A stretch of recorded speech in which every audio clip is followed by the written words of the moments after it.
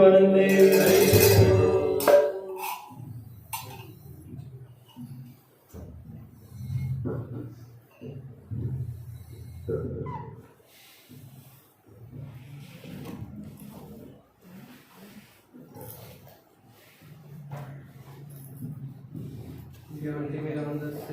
ज्ञानञ्जनशलाकया चक्षुरुन्मिलितं येन तस्मै श्रीगुरुवे नमः।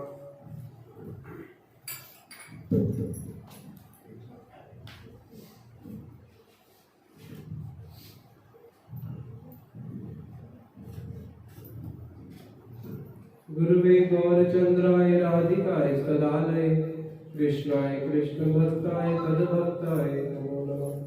वाञ्छाकल्पतरुभ्यश्च कृपा सिन्धुभ्यैव च पतितानां पावनेभ्यो वैष्णवेभ्यो नमो नमः।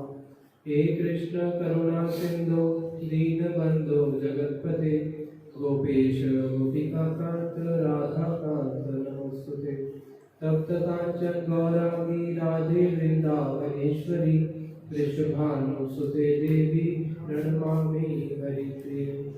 भक्त्या विहीनाय अपराधलक्ष्ये क्षिप्ताशकामादितरङ्गमध्ये कृपामयि त्वं शरणं प्रपन्ना वृन्दे नमस्ते चरणारविन्दं वृन्दे नमस्ते चरणारविन्दं। सर्वप्रथम दीक्षा गुरुपाद नित्यलीला प्रविष्टो विष्णु पादस्तोत्रशत श्री श्रीमशील भक्ति वेदांत शीला नारायण गोसाई महाराज जी के चरणों में अनंत कोटि दंडवत प्रणाम ज्ञापन करता हूँ। उनसे ऐतु की कृपा की वांछा करता हूँ। तत्पश्चात नित्यलीला प्रविष्टो विष्णु पादस्तोत्रशत श्री श्रीमशीला ऐसी भक्ति वेदांत शीला स्वामी महाराज जी के चरणों में अनंत कोटि दंडवत प्रणाम ज्ञापन करते हुए उनसे भी ऐतु की कृपा की वांछा करता हूँ। आप सही भक्तों को मेरे ऐसे प्रणाम स्वीकार करो।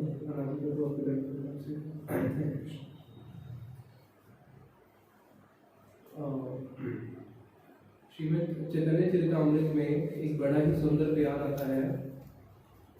ब्रह्मांड ब्रह्मीते कौन भाग्यवान जीव गुरु कृष्ण प्रसादे पाए भक्ति लता बीज मानी हैया करे से बीज आरोपण श्रवण कीर्तन जले कराए सिंचन।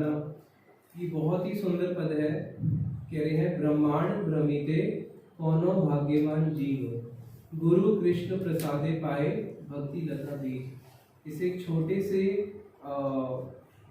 पद को सुन के हजारों लोगों ने महाप्रभु की इस मिशन में चैतन्य महाप्रभु के मिशन में कृष्ण भक्ति में हजारों लोग आए केवल इस छोटे से पद को सुन के।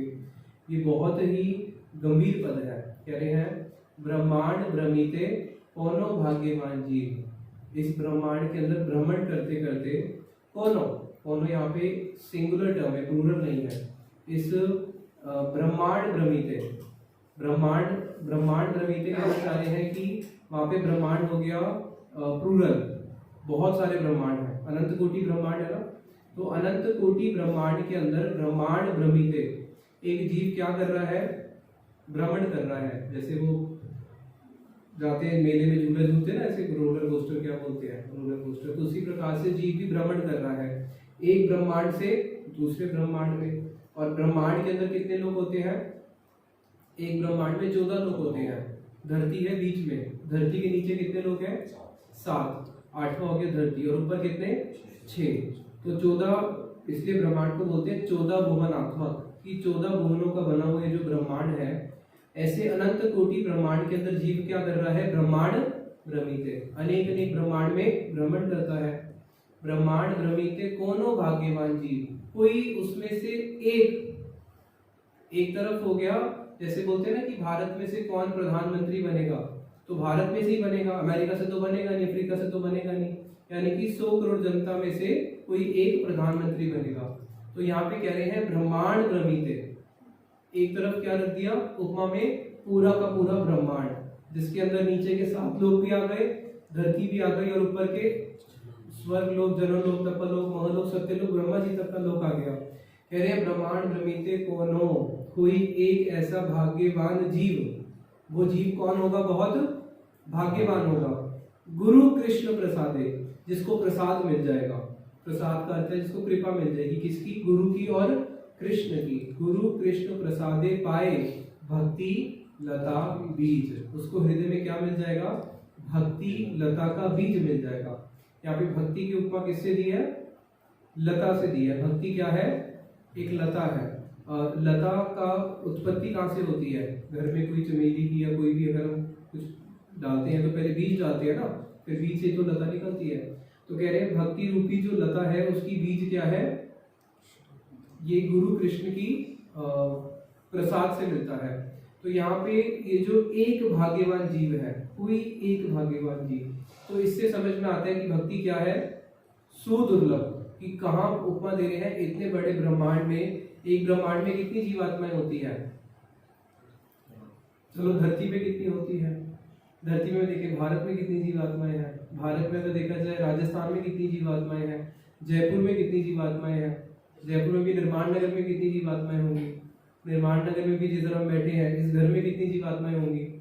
उस घर को भी छोड़ो, उसके अंदर इस कमरे में कितनी जीवात्माएं होंगी? हमारे शरीर में कितनी जीवात्माएं हैं? एक हमारे शरीर में कितनी जीवात्माएं होती है?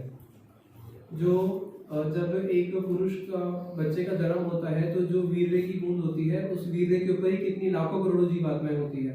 तो हमारे शरीर में कितनी करोड़ों जीवात्माएं होंगी? सोचो। तो कह रहे हैं कि इस सोचो, फिर जब हम ये नहीं समझ सकते कि एक छोटे से स्थान में कितनी जीवात्माएं हैं। जैसे अगर एक कटोरी दही ले लो, उसमें भी कितने माइक्रोब्स होंगे? करोड़ों में होंगे, 100 करोड़ से भी ज्यादा होंगे। क्योंकि बाल के एक अग्रभाग में कितनी जीवात्माएं आ सकती है? बाल का जो एक अग्रभाग है, जीवात्मा का साइज बताया, बाल शतभाग शतदस्य च, बाल का जो एक अग्रभाग है, क्या श्लोक है? बाल अग्रभाग शतदस्य च, कि बाल का जो एक अग्रभाग है उसके 100 टुकड़े कर दो, उसके फिर 100 कर दो, यानी कि बाल के एक अग्रभाग में कितनी जीवात्माएं हो गई? 10,000। तो सोचो एक बाल में कितनी हो जाएंगी? एक छोटा सा बाल, उसमें कितनी आ जाएंगी? फिर जब एक अग्रभाग में एक बाल के टिप पे 10,000 है, स्टार्टिंग के और एंड की टिप में भी 10,000 20,000, तो बीच में कितनी सारी और आ जाएंगी? तो जीवात्माएं कितनी हैं? अनंत कोटि जीवात्माएं हैं। तो कह रहे हैं कि ब्रह्मांड भ्रमित है। यहाँ ये भी तो बोल सकते थे ना भारत भ्रमित है, ये भी बोल सकते थे कोई देश भ्रमित है, लेकिन उपमा दे दी ब्रह्मांड भ्रमित है कि इतने सारे ब्रह्मांड के अंदर भ्रमण करते हुए कोई एक जीवात्मा को क्या मिलता है? गुरु कृष्ण की कृपा से भक्ति रूपी बीज मिलता है। इसलिए शास्त्र कहते हैं वास्तविक में भाग्यवान व्यक्ति कौन है? जिसको क्या मिला? जिसको भक्ति रूपी बीज मिला। और इस संसार के लोग क्या बोलते हैं कि अगर ये अच्छा IAS बन गया, अच्छा इंडस्ट्रियलिस्ट बन गया, कोई मंत्री बन गया या कुछ बन गया तो बहुत भाग्यवान है। लेकिन वो सब लोग दुर्भाग्य। शास्त्र कहते हैं वास्तविक भाग्यवान कौन है? जिसको क्या मिला? भक्ति रूपी बीज मिला। पुत्रवती युवती जग सोई, जातु सुध हरि भक्त होई। वास्तविक में वही पुत्रवती युवती है, उसी का गर्भ धारण करना सार्थक है, जिसका पुत्र कौन होता है? भगवान का भक्त होता है। तो कह रहे हैं ब्रह्मांड भ्रमिते कोनो भाग्यवान जीव, गुरु और कृष्ण की कृपा से हमें क्या मिलता है? भक्ति रूपी बीज मिलता है। अब मान लीजिए कि आपको बीज मिल गया। बीज मिलना भी कोई आसान बात नहीं। बीज मिलना क्या बताया? बहुत सौभाग्य से मिलता है। जैसे अगर मान लीजिए सोने की तो खेती होती नहीं है, अगर सोने की खेती होनी शुरू हो जाए और उसका बीज बहुत मुश्किल से मिलता हो, और अगर आपको बीज मिल जाए, सोने की खेती का आपको बीज मिल जाए, तो फिर व्यक्ति कभी गरीब रहेगा?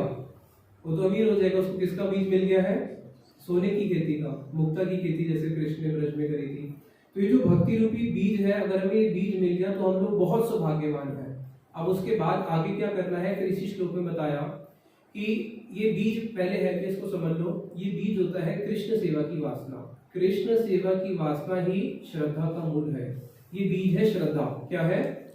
श्रद्धा। श्रद्धा ही भक्ति का मूल है। श्रद्धावान जन है भक्ति अधिकारी, कनिष्ठ मध्यम उत्तम श्रद्धा अनुसारी। श्रद्धा के अनुसार ही एक भक्त कनिष्ठ होता है, एक मध्यम होता है और एक उत्तम होता है। तो भक्ति का मूल क्या हो गया? बीज श्रद्धा। क्या हो गया? बीज श्रद्धा हो गया बीज। तो जो श्रद्धा रूपी बीज है, श्रद्धा क्या है? श्रद्धा किसको कहते हैं? बताओ। तो अन्य उपाय वर्गम कृष्ण उन्मुखी चित्तवृत्ति विशेष। हाँ, कृष्ण उन्मुखी चित्ती विशेष। कि कृष्ण उन्मुख हो जाना ही श्रद्धा है। इसको बंगला प्यारे में बताया, कृष्ण सेवा वासना ही श्रद्धा का मूल है। कि श्रद्धा का मूल क्या है कि मैं कृष्ण की सेवा करूंगा। ये संसार में क्या है? भोग, और भक्ति में क्या है? सेवा। जो भगवान का जो जगत है वो जगत है सेवा। वहां पे जितनी भी जीवात्माएं हैं सब किस चीज के लिए बनी है? भगवान की सेवा करने के लिए। और इस जगत में सब लोग किस लिए आते हैं? भोग के लिए, भोग करने के लिए। तो ये जो जगत है ये भोगमय जगत है, और उसी भोग के कारण जीव को फिर बार बार भ्रमण करना पड़ता है। कैसे? एक उदाहरण दिया, जैसे कोई हल्की चीज होती है तो क्या होती है? ऊपर उठती है ना, और भारी चीज नीचे आती है। तो बताया जीव आत्मा के अंदर जब भोग की वासना जागती है तो उस वासना के कारण क्या करता है? हमने बहुत धर्म किया, धर्म के फलस्वरूप क्या होता है? वो स्वर्ग लोक में चले जाता है। स्वर्ग लोक में जाके क्या करता है? स्वर्ग में भोग है या क्या है? ये भक्ति है, भोग है। वहां पे बहुत भोग करता है। अब बहुत भोग करने के कारण वो ऋणी बन जाता है। ऋणी बनने के कारण फिर क्या होता है? भारी हो गया। बोलते हैं ना, भाई मेरे ऊपर तो बहुत ऋण चढ़ा हुआ है। स्वर्ग में जाके बहुत भोग किया, अब क्या हो गया? ऋणी हो गया। फिर वापस नीचे आके गिर जाता है। अब जब नीचे आके गिर जाता है तो जिसका ऋण, जो ऋणी हो गया, अभी तो भोग कर रहा था, अब क्या करता है? अब दुनिया उसको भोग करती है। अब वो बन जाता है, बनना चाहता था भोगता, लेकिन अब उसको कोई और भोग करता है। धीरे धीरे उसका ऋण चुक जाता है, फिर ऊपर चले जाता है, फिर नीचे आ जाता है। तो ये जब तक हमारे हृदय में भोग की वासना रहेगी तब तक हमें दुख मिलता रहेगा। तो वहां पे जो भगवान का जो धाम है, जो चित्त जगत है, वहां पे जितनी भी वहां पे वस्तु है वो सब बनी है भगवान की सेवा करने के लिए। वहां पे है सैक्रिफाइस, और यहाँ पे है एक्सप्लॉयटेशन। यहाँ पे सब एक्सप्लॉइट करना चाहते हैं एक दूसरे को, और वहां पे सब क्या करना चाहते हैं? Die to live. शीला भक्ति रक्षक श्रीधर गोसाई महाराज जी हमेशा बोलते थे, डाई टू लिव। अगर किसी को भक्ति मार्ग में आगे बढ़ना है तो उसको क्या करना पड़ेगा? भक्ति मार्ग में जीना चाहते हो, आगे बढ़ना चाहते हो तो डाई करना पड़ेगा। डाई का अर्थ है कि अपनी जो भोग की वासना है सबको खत्म करना पड़ेगा। मैं भोगता हूँ, इसको छोड़ना पड़ेगा। तो जब तक हमारे हृदय के अंदर ये संसार भोग की वासना रहती है, जीव बार बार भ्रमण करता रहता है। तो उसी भ्रमण करते करते यदा ब्राह्मम रामम हरि रस गलद वैष्णव जन्म, ऐसे भ्रमण करते करते कभी उसको कोई हरि रस गलद वैष्णव जन्म, उसको कोई वैष्णव जन्म मिल जाए। यदा ब्राह्मम रामम हरि रस गलद वैष्णव जन्म, उस वैष्णव के प्रभाव से क्या होता है? कोई गुरु या वैष्णव मिल जाए, उनके उपदेश से फिर हमें समझ में आता है कि नहीं, मैं तो संसार में बार बार भ्रमण कर रहा हूँ संसार की इच्छाओं को ले लेके, और मेरी इच्छा कभी पूर्ण होती ही नहीं है। तब उसके हृदय के अंदर वैष्णवों के संग के प्रभाव से क्या होता है? उनके हृदय के अंदर वैष्णवों के संग के प्रभाव से कृष्ण की सेवा करने की वासना जाग जाती है कि नहीं, अब मुझे शरीर की सेवा नहीं करनी, शरीर तो नश्वर है, मैं किसकी सेवा करूंगा? कृष्ण की सेवा करूंगा। तो जब कृष्ण सेवा की वासना जागती है, इसी को बोला क्या है? ये बीज। ये क्या है? बीज। अब कहीं ना कहीं हमारे मन में कुछ ना कुछ तो वासना है ना कि हम कृष्ण की सेवा करेंगे। बीज तो आ गया। फिर जैसे ही आपको बीज मिल जाएगा, सतर्क हो जाओ, अब माली बन जाओ। क्या बन जाओ? माली। इससे पहले हम माली नहीं थे, अब हम माली बन गए, क्योंकि हमें क्या मिल चुका है? बीज मिल चुका है। फिर आगे बताते हैं, माली हैया करे से बीज आरोपण, श्रवण कीर्तन जले कराए सिंचन। अब आप माली बन गए, आपको बीज मिल चुका है। माली हैया करे से बीज आरोपण, हृदय के अंदर हमने बीज डाल दिया। अब बीज को डालने के बाद फिर क्या करना होता है? जल देना पड़ेगा, सिंचन करना पड़ेगा। श्रवण कीर्तन जले कराए सिंचन। तो जो हम श्रवण करते हैं, कीर्तन करते हैं, भगवान की सेवाएं करते हैं, वैष्णवों की सेवा करते हैं, धाम में जाते हैं, भगवान की आरती उतारते हैं, ये जितने भी भक्ति के 64 अंग हैं, ये क्या करते हैं? सिंचन करते हैं। लेकिन ये सिंचन करने पर भी जो सबसे मुख्य 2 अंग बताए, वो कौन से बताए सिंचन के लिए? श्रवण और कीर्तन। एकांतिक भक्ति कृत्य श्रवण कीर्तन। चैतन्य चरितामृत में बताया कि भक्ति के 64 अंग हैं, लेकिन 64 अंग होने पर भी जो एकांतिक भक्त हैं, जो भक्ति में बहुत तीव्र गति से आगे बढ़ना चाहते हैं, सिंसियर हैं, उनके लिए 2 अंग मुख्य बताए। कौन सा? श्रवण और कीर्तन। यही भक्ति के 2 मुख्य अंग हैं। अगर हम लोग श्रवण और कीर्तन अंग को छोड़ देते हैं, बाकी के अंगों को अगर पालन करते रहते हैं, तब भी बीज को पूरी तरह से पानी नहीं मिल पाता। तो इसलिए श्रवण कीर्तन के प्रभाव से ही बाकी सारे अंग फॉलो होंगे।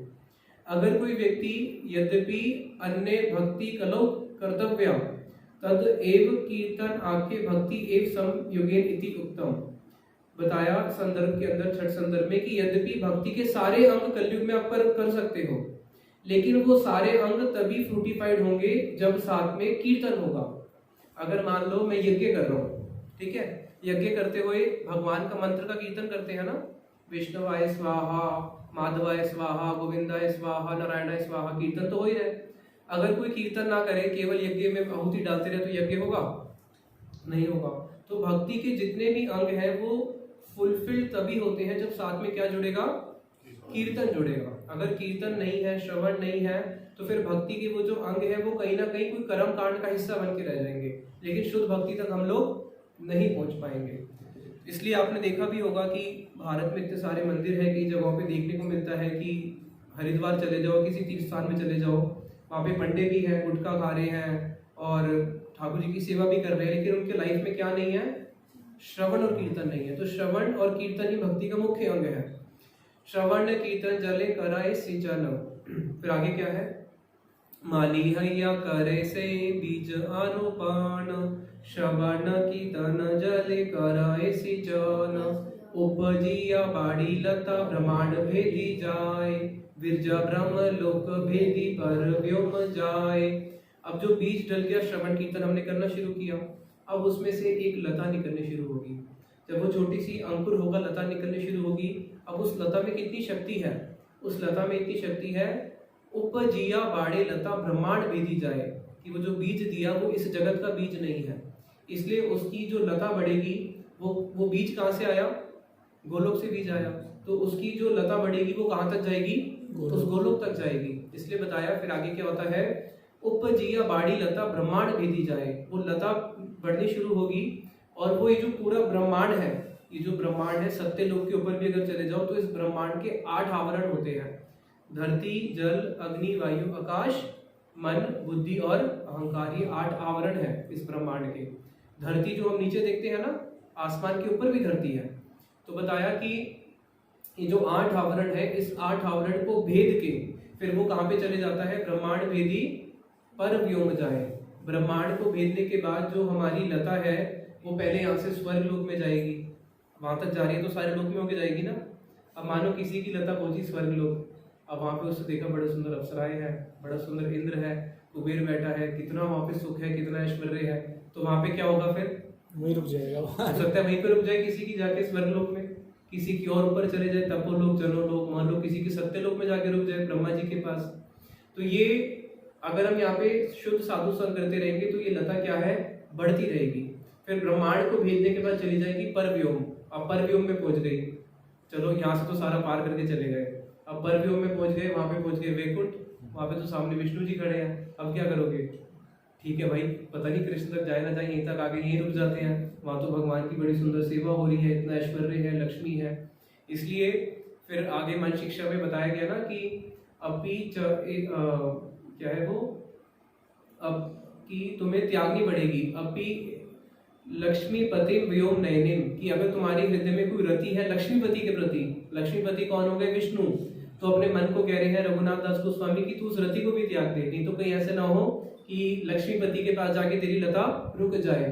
तो फिर ये लता ब्रह्मांड को भेदते हुए परव्योम चली जाती है, वैकुंठ तक पहुंच जाती है, ब्रह्मांड भेदी परव्योम जाए। उसके बाद क्या होता है? तबे जाए तदुपरि गोलोक वृंदावन, कृष्ण चरण कल्प वृक्ष करे आरोहण आरोहण। उसके बाद भी फिर भक्त साधक जो है उसकी लता वहां तक रुकती नहीं है, क्योंकि यहाँ पे वो क्या कर रहा है? रसिक भक्तों का संग कर रहा है। उसके प्रभाव से उसकी लता और ऊपर चली जाती है वैकुंठ के, और फिर कहाँ चली जाती है? गोलोक वृंदावन। भगवान कृष्ण का जो गोलोक वृंदावन है, लता वहां तक जाके पहुंच जाती है। तबे जाए तदुपरि गोलोक वृंदावन, कृष्ण चरण कल्प वृक्षे करे आरोहण। जो लता होती है, लता हमेशा कहाँ पे जाती है? लता किसके ऊपर घूमती है? वृक्ष के ऊपर घूमती है। लता को अलंकार में जो बहुत पोएट्स होते हैं वो लता को और वृक्ष को आपस में पति पत्नी मानते हैं, कि पत्नी पति के पास जाके संतुष्ट होती है। जैसे नदियां कहाँ पे जाके संतुष्ट होती है? सरोवर के पास। उसी प्रकार से लता को भी एक अवलंबन चाहिए, तो वो क्या करती है? वृक्ष को घेर लेती है। एक बारी ब्रज में क्या हुआ, कृष्ण ने राधा जी को स्पर्श किया तो सब गोपियां जो है कृष्ण को शासन करने लगी, डांटने लगी। ललिता और वो सब तो उनको उल्टी सीधी गालियां भी देती है। तो कृष्ण कह रहे हैं अगर मैंने राधा जी को स्पर्श किया और तुम मुझे इतना अपशब्द इतना कुछ बोल रही हो तो राधा जी भी तो मुझे स्पर्श करती है, तब तो तुम राधा जी को कुछ बोलते नहीं। तो सखियां बोलती हैं कि राधा जी लता है और आप क्या हो, वृक्ष हो। तो लता वृक्ष को आलिंगन करती है ना, कभी वृक्ष थोड़ी ना लता के पास जाता है। तो राधा जी जब भी आपके पास आएगी, आपको स्पर्श करे कुछ भी करे, राधा जी को दोष नहीं लगेगा, लेकिन आप हमारी राधा जी के पास नहीं आ सकते। तो वहां पे क्या होता है, ये लता पहुंच जाती है कहाँ पे, गोलोक वृंदावन में। और वहां पे जाके कृष्ण चरण के जो कल्प वृक्ष है, कृष्ण को बोला कल्प वृक्ष, और ये भक्ति रूपी लता फिर क्या करती है, कृष्ण के चरणों का पकड़ के वहां पे उसको सहारा मिल जाता है। वहां पे जाके लता उनके चरणों पे पहुंच जाती है। तबे जाए तदुपरि गोलोक वृंदावन, कृष्ण चरण कल्प वृक्षे करे आरोहण। फिर आगे क्या है, किंतु यदि लता संगे उठे उपशाखा भुक्ति न, फिर ये है नहीं, इससे पहले है ये, उससे पहले आएगा किंतु यदि वैष्णव अपराध उठे हाथी माता, उपाड़े बा छिंडे तार सुखे जाए पाता। कह रहे भाई देखो लता यहाँ से लेके वहां तक चली जाएगी, आप क्या कर रहे हो, श्रवण कीर्तन। लेकिन भाई हम भी श्रवण कीर्तन कर रहे हैं, हमारी लता ऊपर जाने की जगह बल्कि नीचे जा रही है, क्योंकि रसर ताल पता नहीं कहाँ का नीचे के लोगों में जा रही है, ऊपर तो जा नहीं रही। तो बताया कि जब आप श्रवण कीर्तन कर रहे हो और आपकी लता ऊपर बढ़ रही है, लेकिन एक चीज से सतर्क हो जाओ, किंतु यदि वैष्णव अपराध उठे हाथी माता। वहां पे वैष्णव अपराध की उपमा किससे दी है, एक पागल हस्तनी से, एक पागल हाथी। और अभी आपने एक बड़ा सुंदर अभी बगीचा बनाया है, उसके अंदर भी छोटे छोटे थोड़े से अंकुर उगे हैं, 2-4 पत्ते निकले हैं, और उसके अंदर एकदम से हाथी आ जाए तो क्या होगा, कुछ रहेगा, कुछ भी रहने वाला नहीं है, सारा का सारा खत्म हो जाएगा। तो यहाँ पे वैष्णव अपराध की उपमा किससे दी है, एक पागल हाथी से। किंतु यदि वैष्णव अपराध उठे हाथी माता, उपाड़े व छिंडे तार सूखे जाए पाता। हाथी तो वहां पे क्या आगे करेगा, अपने पैर से उसको पूरा रोंद देगा, और ऐसा रोंद देगा कि पूरा उसको जड़ समेत उठा के फेंक ही देगा। तो बीज भी रहेगा क्या, फिर बीज भी रहेगा नहीं। तो हमें ये जो बीज मिला है, ये हमें कोटि कोटि जन्मों के बाद भ्रमण करते हुए जाके हमें गुरु की कृपा से बीज मिलता है। इसलिए कह रहे हैं कि जो एक साधक है, साधक को क्या करना चाहिए, अगर कोई अच्छा माली होगा तो वो क्या करेगा, जब देख रहा है कि मेरी छोटे छोटे अंकुर हो रहे हैं, मेरा पौधा, मेरा बगीचे में सब पेड़ पौधे उग रहे हैं, सबसे पहले वो क्या करते हैं, उसकी चारों तरफ से फेंसिंग कर देता है। हाथी तो छोड़ो, हो सकता है कि कोई बकरी आके खा जाए, गैया आके खा जाए, लेकिन वैष्णव अपराध का उपमा दे दिया हाथी से। तो इसलिए अभी हमें क्या करना है, भक्ति में आने के साथ ही साथ फेंसिंग क्या है, फेंसिंग बताइए ना, कि फेंसिंग कर लो जिससे हाथी ना आए और ये सब ना आए। तो ये फेंसिंग क्या है, बताओ कौन बताएगा। नहीं, ये फेंसिंग है, साधु संघ ही फेंसिंग है। जब हम साधु संघ में आते हैं तो साधु संघ हमें उससे बचा के रखता है। अगर हम थोड़ा सा भी साधु संघ से वंचित हो जाए, संसार के लोगों का संग में कर ले, उनकी बातों में आ जाए, तब जाके हमारा वैष्णव अपराध होता है। तो साधु संघ के ही प्रभाव से क्या होता है, फेंसिंग भी हम नहीं कर सकते, फेंसिंग भी वो ही हमारी करा देते हैं, उनके साथ रहने से अनायास ही हो जाता है। तो कह रहे हैं कि वैष्णव अपराध से बचने के लिए जीव को बहुत सतर्क रहना पड़ता है, और वैष्णवों के प्रति हमेशा गुरु बुद्धि रखना, वैष्णवों में कभी दोष मत देखना, वैष्णवों में हमेशा क्या देखना, उनमें गुरु बुद्धि रखना, उनमें हमेशा पॉजिटिव ही देखना। श्रील भक्ति विज्ञान भारती गोसाई महाराज जी बोलते थे कि जब तक तुम वैष्णवों के गुण नहीं देखोगे, तुम वैष्णव सेवा नहीं कर सकते। अगर वैष्णवों के गुण देखना जिसने सीख लिया, जिसको ये एक कला आ गई वैष्णवों के गुण देखना, समझ लो कि उसकी सिद्धि होगी नहीं, उसकी सिद्धि हो गई, उसको सब कुछ मिल गया। जिस दिन हमारे अंदर ये कला आ गई कि मैं, क्योंकि हम अनेक वैष्णवों का संग करते हैं, उसमें कोई वैष्णव कनिष्ठ भी है, कोई मध्यम भी है और कोई उत्तम भी है। तो एक परिवार में अगर 5 लोग रहते हैं, आपस में बर्तन बचते नहीं बचते, घर में बचते हैं, तो वैष्णव समाज में तो हम कितने सारे वैष्णवों के साथ रहते हैं, वहां पे अपराध होने का चांसेस कम या ज्यादा।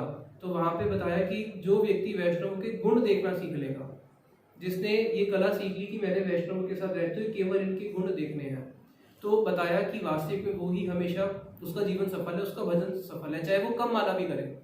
इसलिए हमारे श्रील गौर गोविंद महाराज जी कहते थे कि we are wasting tons and tons of spiritual blood, कि हम लोग स्पिरिचुअल ब्लड तो कमाते हैं, सुबह मंगला आरती उठते हैं, कथा करते हैं, कीर्तन करते हैं, प्रसाद पाते हैं, लेकिन उसके बाद थोड़ा सा जब खाली बैठते हैं, ये ऐसे करता है, ये वैसे करता है, सबके बारे में थोड़ा थोड़ा बोल दिया, और उसी समय क्या हुआ, जितना कमाया था सारा का सारा ब्लड, स्पिरिचुअल ब्लड वेस्ट हो गया। तो इसलिए वैष्णव दोष से अगर हम बचना चाहते हैं तो हमें हमेशा वैष्णव में क्या देखने हैं, हमेशा गुण देखने हैं। जो व्यक्ति वैष्णव में हमेशा गुण देखेगा उसका तो 100% कल्याण हो ही गया। और जो वैष्णव में दोष देख रहा है वो तो पक्का पतन होगा नहीं, पतित हो चुका है, वो मान लो वो पतित हो ही चुका है अगर वैष्णव जगत में आके भी। इसलिए बताया, एक बारी मेरे को माधव प्रभु जी ने एक बात बोली थी। मैं जब स्टार्टिंग में मठ में आया नहीं था, आना जाना करता था, पूरी में था, गुरुदेव बस थे, तो मेरे को कुछ चीज़ें ऐसी देखी जो मुझे समझ में नहीं आई। मैंने कहा प्रभु जी ऐसे ऐसे थोड़ी ना होना चाहिए मठ में और मंदिरों में। तो प्रभु जी बोले कि एक चील होती है ना, चील आसमान में सबसे ऊंची उड़ती है और उसकी नज़र कहाँ पे होती है, नीचे गिरा हुआ कोई मरा हुआ चूहा मिल जाए, मरी हुई छिपकली मिल जाए। तो उसी प्रकार से अभी हम गुरु वैष्णव की कृपा से सबसे ऊपर आ चुके हैं, हम लोग सबसे ऊपर हैं। जो हमें वैष्णव संघ मिल रहा है, जो हमें कथाएं सुनने को मिल रही है, ये हमें इस संसारिक लोगों से बहुत ऊंचा लेके चली गई है। यहाँ तक कि अभी जो हमें गुरुदेव की कृपा से जो साधु संघ मिला, उस साधु संघ के प्रभाव से जो वस्तु हमें मिली है वो देवताओं के लिए भी दुर्लभ, वो सत्य लोक में भी नहीं है। तो धरती लोक पे रहते हुए भी अभी हम सत्य लोक से ऊपर हो गए या नहीं हो गए, क्योंकि ये वस्तु तो सत्य लोक में भी नहीं है। तो इतना ऊपर उड़ने के बाद भी अगर हम लोग क्या देख रहे हैं, दोष देख रहे हैं, तो हम कैसे हैं, कोई मरा हुआ चूहा ढूंढ रहे हैं, कोई गंदी वस्तु ढूंढ रहे हैं। तो इसलिए अगर वैष्णव समाज में आने के बाद जो सबसे इंपॉर्टेंट चीज है वो है वैष्णव में क्या देखना, गुण देखना। भक्ति सिद्धांत सरस्वती ठाकुर प्रभुपाद जी को एक व्यक्ति बहुत उनकी निंदा करता था। जब वो चला गया इस जगत से तो मठ में कुछ भक्त लोग थे, बोलने लगे कि ऐसा था, ये वैसा था, उसके बारे में ही सब बोलने लगे। तो प्रभुपाद जी उन्हीं के भक्तों के कमरे के आगे से जा रहे थे, देखा ये सब लोग क्या कर रहे हैं, उस व्यक्ति की निंदा कर रहे हैं। तो उसका एक अच्छा गुण था, वो धोती अच्छी पहनता था बस। तो प्रभुपाद जी ने अपने भक्तों को बोला कि वो धोती बहुत अच्छी पहनता था। तो वहां पे प्रभुपाद जी ने क्या दिखा दिया कि मैंने उसका क्या देख लिया, छोटा सा एक गुण ही देख लिया। तो जो व्यक्ति वैष्णवों में सब में गुण देखना शुरू करेगा, उसके प्रभाव से जिसके वो गुण देख रहे हैं वो गुण उसमें आ जाएंगे। और अगर आप उनके दोष देख रहे हो तो क्या आ जाएंगे, दोष आ जाएंगे। तो बताओ हमें क्या चाहिए, हमें गुण चाहिए या दोष चाहिए? हमें तो गुण चाहिए, क्योंकि हम लोग जिस संप्रदाय में आए हैं, हमारे जो गुरु वर्ग है वो क्या है, परमहंस वरम परमार्थ पतिम पतितो धरणे कृत वैश्ययतिम यतिराज गणे परिसेव्य पदम प्रणमामि सदा प्रभुपाद पदम। प्रभुपाद जी कौन है, परम हंस वरम। हंस क्या करता है, दूध और जल में से दूध ले लेता है। और सुअर क्या करता है, उसके सामने अच्छी चीज पड़ी हो और मल पड़ा हो, वो क्या खाएगा, मल खाएगा। तो हम लोग जिस संप्रदाय में आए हैं, हमारे गुरुवर कौन है, परम हंस। तो उन्होंने हमें सिखाया अगर दूध और जल पड़ा हो तो दूध ले लो। और हम लोग अभी कैसी वृत्ति लेके आए हैं, संसार के लोग सुअर वाली वृत्ति। अच्छी और बुरी चीज पड़ी होगी तो अच्छी चीज को देखेंगे नहीं, क्या लेंगे, बुरी चीज ही देखेंगे, बुरी चीज ही लेंगे। इसलिए अगर कोई व्यक्ति वैष्णव अपराध से बचना चाहता है तो उसको हमेशा एक बात याद रखनी है कि मैं वैष्णव में क्या देखूं, गुण देखूं। और वैष्णवों का जो तारतम्य होता है ना, वैष्णवों का तारतम्य होता है इसी के अनुसार कि कौन किसके कितने गुण देखता है।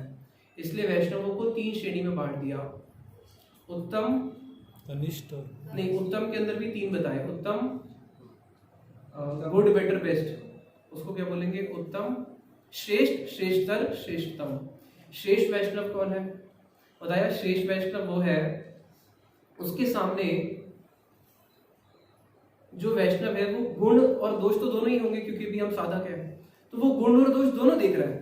लेकिन दोनों देखने पर भी वो गुण को क्या करता है, अपने हृदय में स्थान देता है और उसके दोष के प्रति अपनी आंखें बंद कर लेता है। ये हो गया श्रेष्ठ। श्रेष्ठतर हो गया कि गुण और दोष, उसको दोष दिख ही नहीं रहे हैं, उसको केवल क्या दिख रहे हैं, गुण दिख रहे हैं।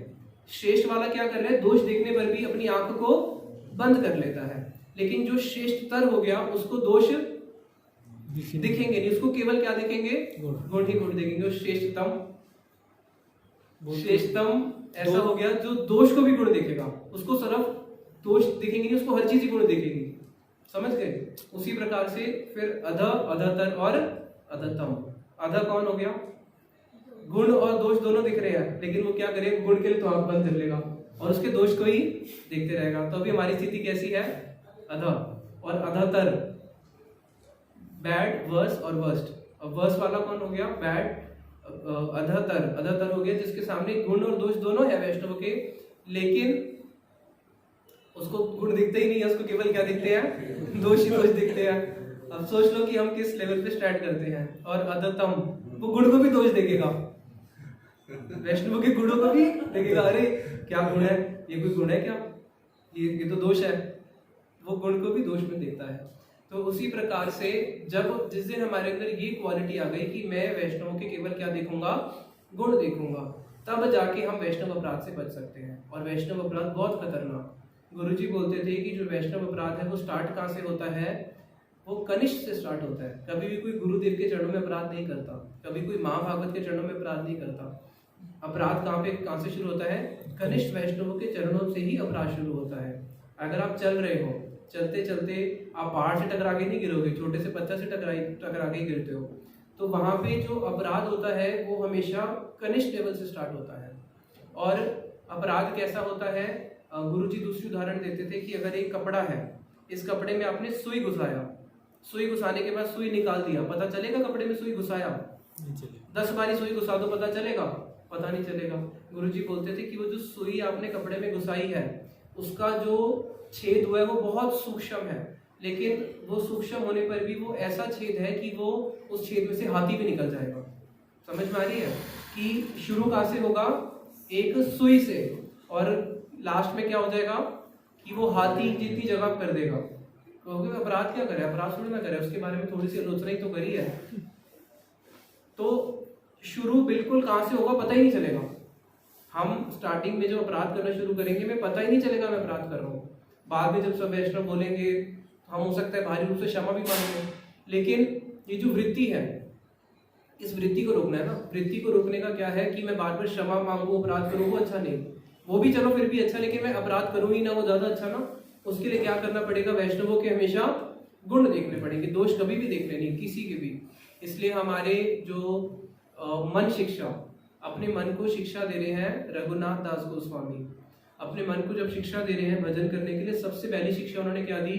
गुरु गोष्ठे गोष्ठाश्लेषु सुजने भुसुरगणे स्वमंत्रे श्री नामनी ब्रज नव यव धुंध शरणे सदा दम्बम हित्वा कुरुम रते अपूर्वम अतितराम एस्वाल्तरातश चट्टुबिर्याचे धृत पदा। हे मेरे प्यारे मन, मैं तेरे आगे हाथ जोड़ता हूँ और तेरे आगे हाथ जोड़ के रोते हुए तेरे से प्रार्थना करता हूँ।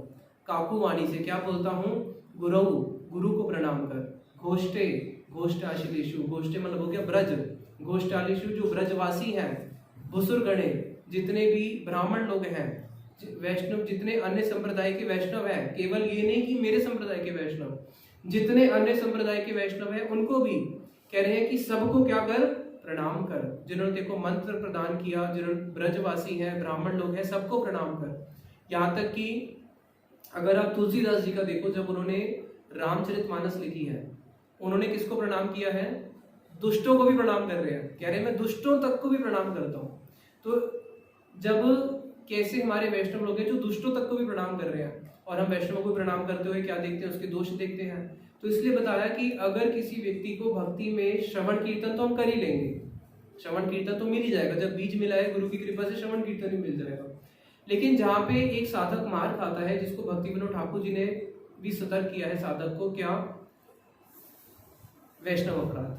कि हम लोग सुबह से लेकर शाम तक सारी भक्ति की क्रियाएं करते हैं। सुबह उठते हैं, मंगला आरती करते हैं, उसके बाद चैंटिंग करते हैं, चैंटिंग करने के बाद हम लोग कथा सुनते हैं, कथा सुनने के बाद हम लोग प्रसाद पाते हैं, प्रसाद ही पाते हैं, बाहर की कोई वस्तु पाते नहीं।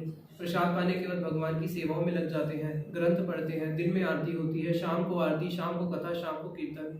इतना होने पर भी हमारा भक्ति आगे बढ़ता क्यों नहीं है? बल्कि जितना था उससे भी देखते हैं नीचे गिरता रहता है। क्योंकि ये जो वस्तु है अपराध वाली, उसमें हम लोग बहुत लूज हो जाते हैं। इसलिए वहां पे पूरा सतर्क कर दिया एक साधक को कि कभी अपराध करना नहीं।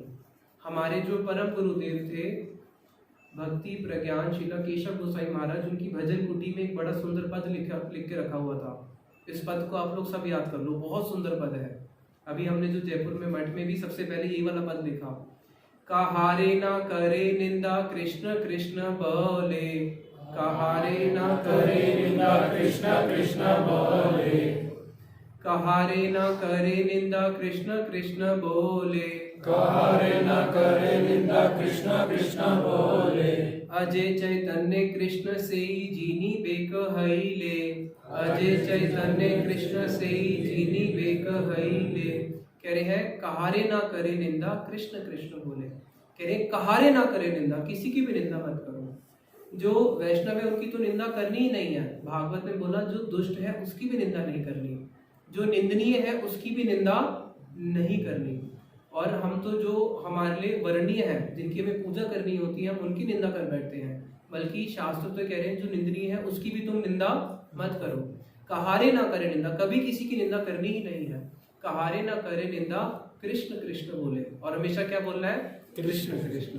तो दूसरा वाला कंडीशन तो हम सेटिस्फाई कर देते हैं, लेकिन पहले वाला नहीं कर पाते। इसलिए कह रहे हैं दोनों को साथ में चलाना पड़ेगा। कहारे ना करे निंदा कृष्ण कृष्ण बोले, अजय चैतन्य कृष्ण। भगवान कृष्ण कैसे हैं? अजय, उनको कोई जीत नहीं सकता। से जीनी बेखैले, लेकिन वो व्यक्ति जीत लेगा। अगर आप लोग भगवान को जीतना चाहते हो तो बस इतना है, क्या मत करो? निंदा मत करो, क्योंकि निंदा करने से ही द्वेष होता है। किसी की निंदा सुनते हैं तो उसके प्रति क्या हो जाता है? हमारा द्वेष हो जाता है। अच्छा वो ऐसे है, मैं तो उसको ऐसा समझता था, अब तो अच्छा वो तूने मेरी आंख खोल दी। आंख नहीं खोलती, आंख बंद कर दी, पहले खुली हुई थी, कम से कम गुण तो देखते थे। तो इसलिए फिर आगे कह रहे हैं, यदि वैष्णव अपराध उठे हाथी माता, उपाड़े व छिंडे तार सूखे जाए पाता। अगर वैष्णव अपराध उठ गया तो आपकी भक्ति पूरी समूल नष्ट हो जाएगी। फिर आगे क्या है? ताते माली यत्न करी करे आवरण, ताते माली यत्न करी करे आवरण। अपराध हस्ते जय छे नाहा हे उद्गम। इसलिए माली क्या करता है? माली बड़ा सतर्क हो जाता है। फिर क्या करता है? सतर्क होने के साथ साथ नहीं, यदि वैष्णव अपराध के आगे आएगा, किंतु यदि लता संगे उठे उपशाखा, भुक्ति मुक्ति स्त्रीहा तार असंख्य तार लेखा। कह रहे हैं किंतु यदि वैष्णव संगे उठे उपशाखा, भुक्ति मुक्ति वांछा यत असंख्य तार लेखा। कि चलो ठीक है, अभी हम वैष्णव अपराध नहीं करते, ये भी समझ में आ गया। साधु संघ से श्रवण कीर्तन कर रहे हैं, जल मिल रहा है। मैं वैष्णव अपराध भी नहीं कर रहा, निंदा करनी बंद कर दी। मेरे को श्रवण कीर्तन से मेरी भक्ति बढ़ते हुए कहाँ पे जानी चाहिए? कृष्ण के चरणों में, गोलोक जानी चाहिए। लेकिन अब एक चीज के लिए और सतर्क कर रहे हैं। पहले सतर्क किया वैष्णव अपराध के लिए, अब दूसरा क्या कर रहे हैं? किंतु यति लता संगे उठे उपशाखा। अभी आपकी लता उगनी शुरू हुई है, लता के साथ में बहुत सारी उपशाखाएं आ जाती है। उपशाखाओं को इंग्लिश में बोलते हैं वीड्स। जैसे आपने खेती करी है गेहूं की या किसी भी वस्तु की, साथ में क्या उग जाते हैं? वीड्स उग जाती हैं, उपशाखा। उसको श्यामा घास बोलते हैं ना हिंदी में, श्यामा घास। हाँ, तो वो क्या करती है? किंतु यदि लता संगे उगते उपशाखा। ये उपशाखा क्या है? भुक्ति मुक्ति स्पृहा, भुक्ति की स्पृहा, भोग करने की स्पृहा, मुक्ति की स्पृहा। कि अरे वाह, अभी नाम कर रहा हूँ, नाम करते करते सारे संसार के दुख खत्म हो जाएंगे और मुक्ति मिल जाएगी। तो ये मुक्ति की स्पृहा या फिर भोग की स्पृहा, कि हाँ अभी तो मैं नाम कर रहा हूँ, अब मुझे क्या चिंता है, अब तो अपने आप धन आएगा, अपने आप सब कुछ आएगा, सारे काम अपने आप बनते जाएंगे। तो कहीं पे भी जो मन में भोग की इच्छा है, चाहे वो सूक्ष्म भी क्यों ना हो, जब तक ये भुक्ति की और मुक्ति की मन में इच्छा रहेगी, जिसको श्रील रूप गोस्वामी जी ने क्या बोला है? भुक्ति मुक्ति स्पृहा यावत हृदि, मुक्ति मुक्ति स्पृहा पिशाचिनी यावत हृदि वर्तते।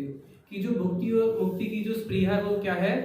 पिशाचिनी है। इसी के ऊपर हुआ था ना जो वल्लभाचार्य जी का, कि आपने भुक्ति मुक्ति को क्या बोल दिया है? पिशाचिनी। तो जी गोस्वामी जी ने बोला कि देखो, उन्होंने उसकी स्पृहा को पिशाचिनी बोला है। तो श्रीला भक्ति विज्ञान भारती गोसाई महाराज जी बात बोलते थे, जिसकी स्पृहा पिशाचिनी है तो क्या वो पिशाचिनी से कम होगी? समझ लो इस बात को।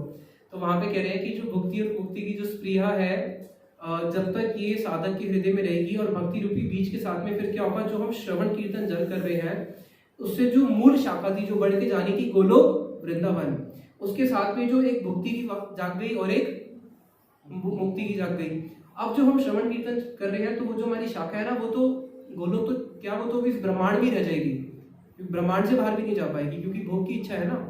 अगर मुक्ति की इच्छा है और भोग की नहीं है तो वो ब्रह्मांड को भेद के ब्रह्म ज्योति तक जा सकती है। लेकिन अगर भोग की साथ में इच्छा है और मुक्ति की भी है तो वो इसी ब्रह्मांड में रहेगी, ब्रह्मांड के भी ऊपर जाने वाली नहीं है। और भोग की वांछा बढ़ती जाएगी, भोग की वांछा बढ़ते बढ़ते कहाँ पहुंच जाएगी? स्वर्ग लोक तक। मैं स्वर्ग को भी भोग करूंगा, जन्म लोक तक, वो लोग सत्य लोक तक पहुंच जाएगी। और मुक्ति की वांछा तो हमें और भी ऊंची ले जाएगी। भोग की वांछा कहाँ तक लेके जाएगी? सत्य लोक तक। और मुक्ति की वांछा इस ब्रह्मांड के बाहर ले जाएगी आपको, कहां तक? ब्रह्म ज्योति तक। तो अब जो मेरी भक्ति बढ़ रही है, भक्ति मानो मेरी भोग की इच्छा थी स्वर्ग लोक तक मेरी भक्ति की वो बढ़ी, और अब ये जो भक्ति का जो बीज था ये स्वर्ग दे के आपको टाटा बाय बाय कर देगा। मुक्ति की इच्छा थी तो आपकी भक्ति लता केवल मुक्ति तक जाएगी और फिर वहां से आपको बाय बाय कर देगी, गोलोक वृंदावन तक नहीं जाने वाली। इसलिए कह रहे हैं कि स्टार्टिंग से ही अगर आपके हृदय में भोग या मोक्ष की इच्छा जागी है तो उसको क्या कर दो? उसको काट दो। किंतु यदि लता संगे उठे उपशाखा, भुक्ति मुक्ति स्पृहा तार, असंख्य तार लेखा, निश्चित अचार कुटी नाटी जीव हिंसन, लाभ पूजा प्रतिष्ठा आदि जत उपशाखा गान। अभी इस उपशाखा की आगे बहुत सारी वैरायटीज बता रहे हैं। निषिद्ध आचार, ऐसा आचरण जो भक्तों के लिए विरोध है, जो भक्तों को नहीं करना चाहिए। कूटी नाटी यानी कि हृदय में कपटता रखना। निषिद्धाचार कूटी नाटी जीव हिंसन, जीवों के प्रति हिंसा करना। अगर हमारी किसी भी जीव के प्रति हिंसा रहेगी ना, किसी भी जीव के प्रति, हमें कृष्ण प्रेम नहीं मिल सकता। हमारे एक श्रीला भक्ति वल्लभ तीर्थ गोसाई महाराज जी थे, उनके ऊपर एक बारी मक्खी या पता नहीं क्या मच्छर ऐसे बैठ गया, तो सेवक ने ऐसे उसको ऐसे करके पूरा उड़ा दिया, मतलब ऐसे करके ना बहुत अवहेलना करते हुए उसको ऐसे कर दिया। और एक बार ऐसे कुछ होता, कोई चींटी आ गई थी, अब क्या था उनकी थाली के आगे, तो उसको चींटी को ऐसे पूरा उड़ा के ऐसे फेंक दिया। तो महाराज जी बोले कि जीवों के प्रति दया करनी चाहिए।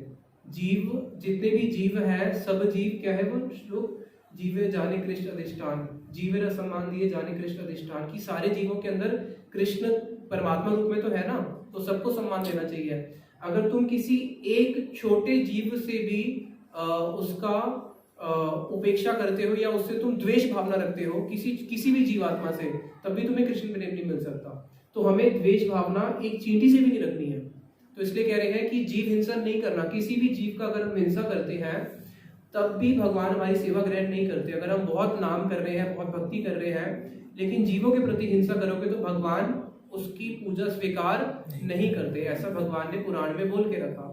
इसलिए कह रहे हैं कि निश्चित आचार कुटी नाटी जीव हिंसन, लाभ पूजा प्रतिष्ठा आदि यत उपशाखागण, ये सारी उपशाखाएं हैं, लाभ पूजा प्रतिष्ठा। इसलिए जब एक साधक के हृदय में भोग और मोक्ष की इच्छा होती है तो ये भोग और मोक्ष की इच्छा और भक्ति में डिफरेंशिएट करना बहुत मुश्किल हो जाता है। वो भक्ति तो कर रहा है, उसकी भक्ति भी बढ़ रही है, ऐसा नहीं बढ़ रही, लेकिन वो कहां तक बढ़ रही है? केवल उसको भोग देने के लिए। भक्ति देवी उसको स्वर्ग लोक तक छोड़ के चली जाएगी, ये मुक्ति तक छोड़ के चली जाएगी। अब वो ये नहीं समझ पाता कि मैं इसको बताया है तरंग रंगनी। ये तरंग रंगनी की सिचुएशन होती है जिसमें भक्त तो सोचता है तरंगों में रंगना, यानी कि ऐसे तरंग होती है, कोई तैरते हैं तो बड़ा आनंद आता है ना, तो उसकी भक्ति तरंग रंगनी की स्टेज पे पहुंच जाती है, जहाँ पे वो सोचता है कि अरे इतने सारे लोग मुझे सुनते हैं, इतने सारे लोग मुझे प्रणाम करते हैं, मेरा कितना नाम है, लाभ पूजा प्रतिष्ठा जो होती है, वहां पे वो साधक नहीं समझ पाता कि ये भक्ति नहीं है, ये भक्ति के साथ में उठी हुई क्या है? उपशाखा है। जैसे अगर मैं बीज में पानी डाल रहा हूँ और मैं देख रहा हूँ कि यहाँ पे तो बहुत हरी हरी घास आ रही है, तो मैं तो सोच रहा हूँ तो घास आ रही है, अच्छा है, लेकिन माली बोलेगा ना ये तो श्यामा घास है, इसको उठा के फेंक दो, किसी काम की नहीं है। होता या नहीं होता? कभी किया? जब हम छोटे थे पौधा लगाते थे तो पौधे के साथ में जब बहुत सारी घास उग जाती थी हम बड़े खुश होते थे कि हाँ हाँ हमारा पौधा बढ़ रहा है। फिर बाद में पता चला कि तो उसको उठा के फेंक देते हैं, इसको तोड़ के फेंक देना होता है। तो इसलिए बताया कि ये जो भुक्ति और मुक्ति की स्प्रिय है, ये सारी क्या है? उपशाखागण। सेक जल पाया उपशाखा बाड़ी जाए, स्तब्ध है या मूल शाखा बाड़ी ते ना पाए। तो जो भी हम श्रवण कीर्तन जल कर रहे हैं उससे क्या हो रहा है? उपशाखा बढ़ती जा रही है। गुरुदेव विदेश में गए, एक व्यक्ति मिला, वो मल्टी बिलियनियर व्यक्ति, स्वामी महाराज जी का शिष्य था। तो गुरु जी ने उससे पूछा तुम्हें पता है तुम्हारे पास इतना धन क्यों है, बिलियनियर तुम क्यों हो? उसने बोला हाँ मैं नाम करता हूँ इसलिए। गुरु जी बोले नाम नहीं, नाम अपराध करते हो इसलिए। ये नाम अपराध का फल है कि तुम कितने बिलियन बिलियन पैसे कमा चुके हो। ये नाम का फल नहीं, ये नाम अपराध का फल है। तो श्रवण कीर्तन तो वो कर ही रहे ना, लेकिन उसका क्या बढ़ रहा है, उपशाखा बढ़ती जा रही है।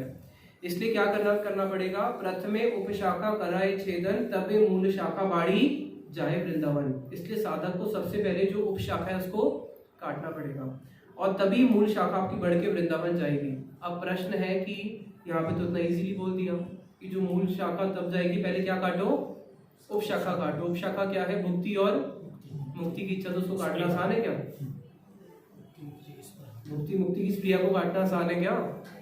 लाखों लाखों जन्म लग जाते हैं, बड़े बड़े योगी भी देखने को मिलते हैं, फेल हो जाते हैं, अप्सरा आती है, भजन चले जाता है। तो कैसे कटेगी वो, तो इसको फिर हम बाद में जानेंगे कि कैसे कटेगी और कैसे फिर आगे गोलोक वृंदावन तक हमारी शाखा बढ़ती हुई जाएगी। यहीं पे वाणी को विश्राम देते हैं। अभी निताई गौर प्रेमानंदे हरि हरि बोल। 5 मिनट सुनाने को क्या नहीं, 5 कीर्तन गा लो फिर।